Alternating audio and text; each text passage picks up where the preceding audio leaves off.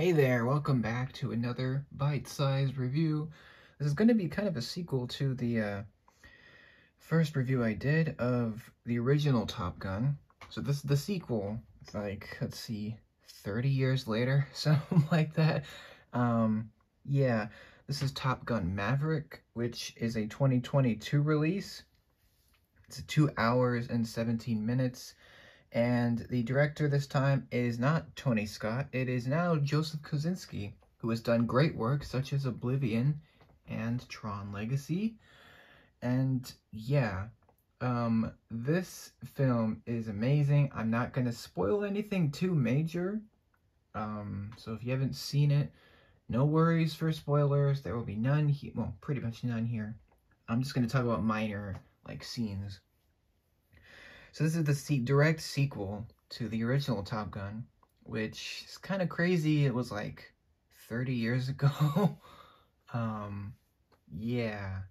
So that it's a bit of a time gap. Probably one of the longer time, like, I guess, gaps between films. Especially for an 80s one.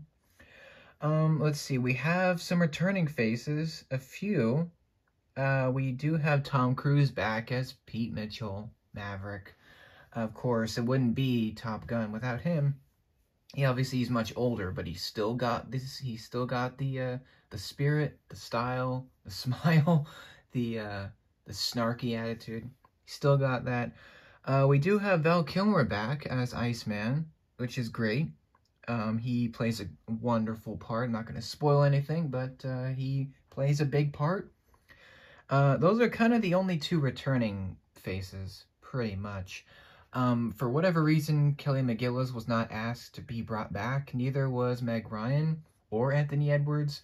So that is a little interesting, but whatever. The director, Joseph Kosinski, he said he didn't want to look so much in the past. He wanted to be more of a modern story, but still call back to the past. Not just be covered in nostalgia, which is, it makes sense. You don't want to, like, shove nostalgia down people's throats, you know? Just keep it at a good amount. We do have several new faces. We have Jennifer Connelly playing Penny Benjamin, who was briefly mentioned in the original, which is kind of cool. It's like one of those incidents that happened where Maverick dated Penny before he dated Charlie, so that was interesting. She gets her own character. She's honestly my favorite of the new, or she's my favorite of the cast in this film. I don't know, I just found her story really compelling and really interesting. We do have Miles Teller, who is a new face. He plays Bradley Bradshaw, or Rooster, so Goose's son. It's not really a spoiler. It was in the trailers. We kind of know. If you're following the news of this film, you already know. So it's not a spoiler. I'm not going to spoil anything else, but there you go. We do have some new pilots. We have Monica Barbaro as Phoenix and Glenn Powell as Hangman. They're both really interesting. Hangman is honestly supposed to be the new Iceman, which is, honestly, it works so well. And Phoenix is great, too.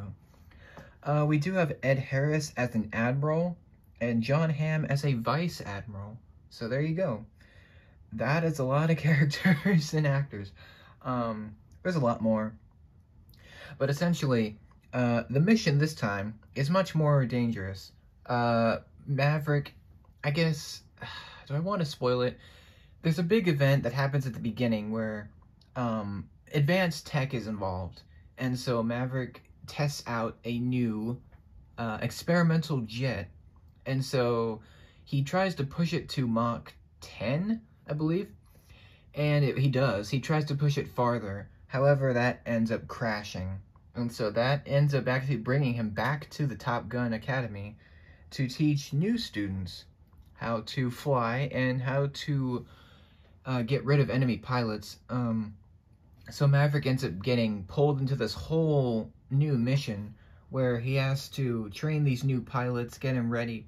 And they're now, instead of F-14 Tomcats, they're now in F-18 Green, or Super Hornets.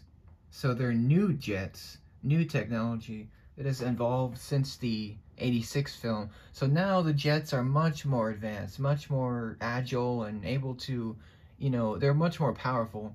And so they use these new jets to take down this kind of plant that's in I believe it's in the Ukraine area. Again, it's not really. It's kind of like the last movie where the enemies are not named. Like, they're just generic enemy pilots, which I guess is fine. Because, again, we don't want a specific country to be, like, attacked. I guess it makes sense. But from a story perspective, it's a little strange that the enemies don't get named or anything. Even the place where they're going, they have to be at low altitude, and it's like this very specific, like, plan, and they have to blow up this plant which has this, like, toxic chemicals or something. Honestly, I don't really remember what exactly it was. I think it's like explosives or something, some kind of deadly weapon. And so they're trying to blow up this plant in the enemy territory, and so that's like the mission. It's very, very different from the first movie, where the first film was kind of lighthearted. It did have a lot of sad, like, I guess, emotional scenes, and it was taken seriously. But honestly, because it's an 80s movie, it's a lot of cheesiness. This film takes itself much more seriously, but it does have comedy. It does have heart, drama. It's pretty much the same as the last one, except now it's more modern, which is, I guess, fair. There's a lot of great scenes. In this movie, a lot of the jet fighter scenes are, actually, all of the scenes are real. They're all real, like, they're all shot for real in actual jets with actual cameras on the jets. There's no CGI. It's all real, which is great. That's awesome. Most movies these days, they're all CGI and, computer effects and, fake stuff. It's a little too much. But here, it's all practical effects, which is amazing, because you don't see that anymore. So that's great. Yeah, everything is great. My favorite scene in this one, it's really hard to talk about, I guess, without spoiling it. It's a reunion between two beloved characters. I'll say that. That's all I'm gonna say. That's my favorite scene. You'll know it when you see it. It's awesome. Everyone is fantastic in this movie. Like, everyone. Like, there's not a bad performance at all. And honestly, there's probably not even any bad things I could say about Top Gun Maverick. Honestly, the worst thing is that some people aren't watching this in the theater. That's probably the worst part. Because you need to see this in the theater, on the biggest screen, with the best sound, with a lot of people, with your family, friends, whatever. This is amazing. If you love the original Top Gun, you need to see this. Like, it is awesome. Definitely worth seeing. And me being a Top Gun noob, even I loved it. Like, I mean, I'm already a big 80s, like, film fan, so that helped. But honestly, I'd say Top Gun Maverick is probably better than the original. There's a lot of things it does better. But obviously the original has the heart. So if you haven't seen the original Top Gun, you're going to be kind of confused. Because there's a lot of things that call back to it. Like the motorcycle, or not, yeah, the motorcycle, Maverick, riding the cycle by the jets. The beach scene, and like just a lot of these sayings and Need for Speed and things like that. A lot of this is like callbacks. So if you need to see the original first, it kind of makes more sense, and you get a better understanding of the story.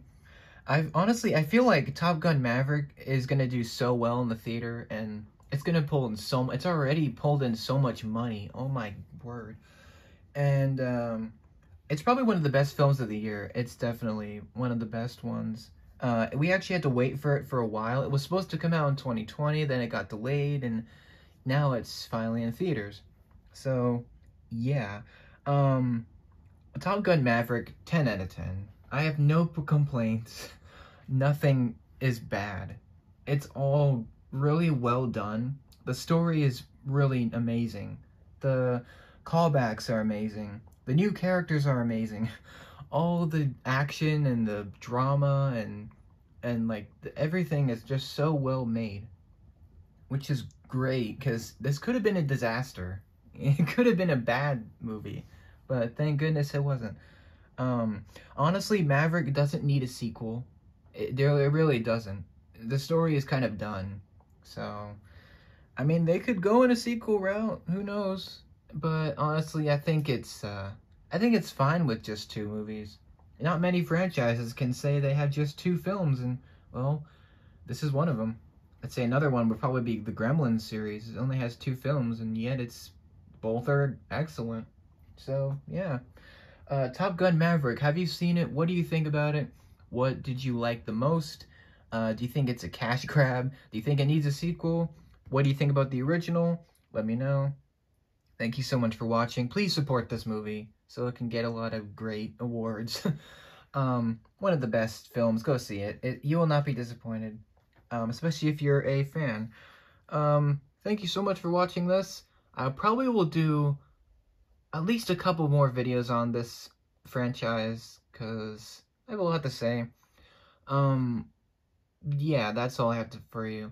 Hope you enjoyed this. Thank you so much for stopping by. More bite-sized stuff coming, and I'll see you then. Take care. Have an awesome day.